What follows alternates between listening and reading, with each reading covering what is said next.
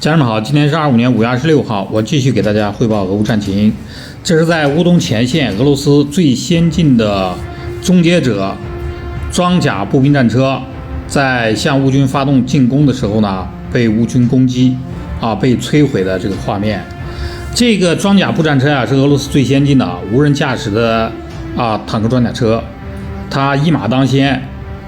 孤军深入，结果触雷被炸成重伤，那么失去了作战能力。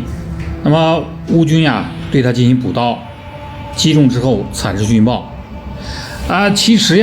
俄罗斯有很多的类似的这种所谓的非常先进的作战单元，并不是说它不先进，作战它是分体系的。你像陆战战场情况也特别复杂，如果你这种单兵种贸然突进的话，制约他的手段，打击他的措施也非常多。大家看，他被反装甲雷击中了之后呢，整个装甲控制系统失灵了，那就是对方案板上的鱼了，你再先进也没有用这俄罗斯它的坦克、装甲各种先进的火器在俄乌战场上被乌军完掠，它是有原因的。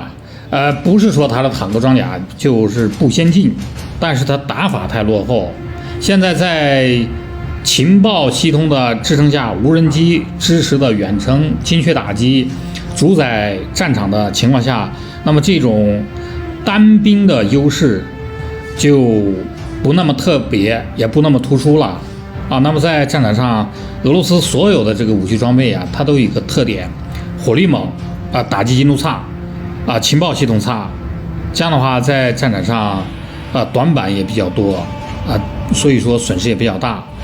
俄罗斯的这种终结者所谓的自动化程度高，其实经过实战来看呢，是差强人意的。你的这个数据链的问题，它地面作战的情况和空中作战的情况要形成一个体系。这样的话呢，空中联合作战，自己的这个生存能力也比较强，打击的发挥作用也比较大。那么这种单独作战的情况下，被击毁或者是被摧毁的可能性是非常大的。包括乌克兰也是一方面，但是总体来讲，乌克兰在攻击俄罗斯的时候呢，考虑的方面就比较周全一些因为有美国北约情报系统的支撑，那么对战场动态的把握要强于俄罗斯。所以总体而言呢，俄罗斯在4年的战争当中，这一方面也在逐步的提升，但是坦克也所剩无几了，作战力量下降的很厉害大家紧跟我的视频，我会把更多更好的消息继续汇报给大家，请大家关注和点赞，再见。